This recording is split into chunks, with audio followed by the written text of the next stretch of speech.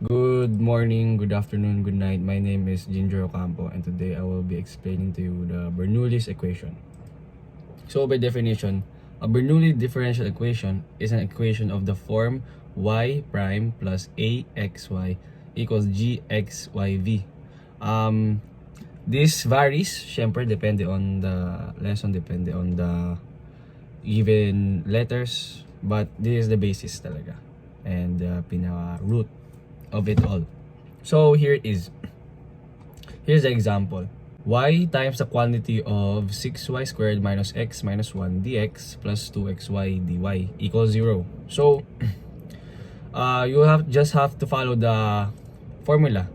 Mapapansin yung case 1 siya because if you divide it by 2x dx, you will get dy over dx, diba? Easily. And it cancels out the 2x from the dy.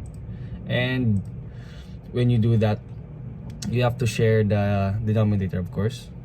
So the dy goes with the dx and the 2x goes with the quantity since it cancels out the other dx. So 2x lang ang kasama. So sharing the denominators brings you to dy over dx plus 6y cubed over 2x minus xy over 2x minus y over 2x equals 0. So,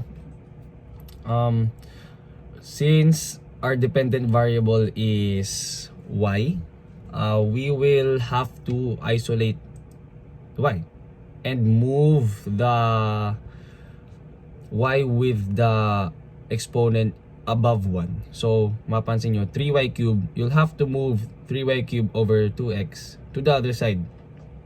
Because his exponent, his y, has a cube. And moving that makes it to dy over dx minus y over 2 minus y over 2x equals 3y cubed over 2x. And since we'll have to isolate the dependent variable to make it yp and yq, we were left with dy over dx plus y times the quantity of negative 1/2 minus 1 over 2x equals y cubed minus 3 over x. Our n is the exponent of the y. The exponent of the y here is 3, so our n is 3. So our integrating formula is this, e raised to the integral of 1 minus np x dx. So plugging it all back in, we are left with e raised to the integral of negative 2 times the quantity of negative 1/2 minus 1 2 over x 1 over 2 over x 1 over 2x dx.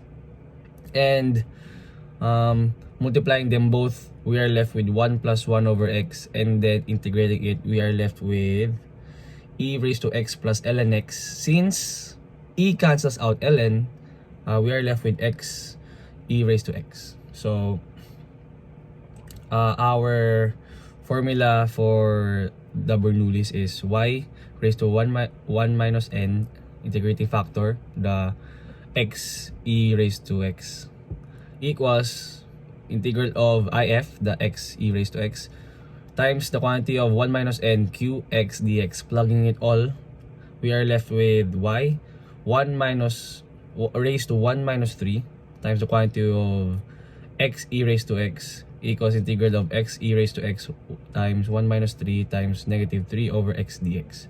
And simplifying it and integrating it each, we are left with xy raised to negative 2 e raised to x equals 6 times the quantity of e raised to x plus c.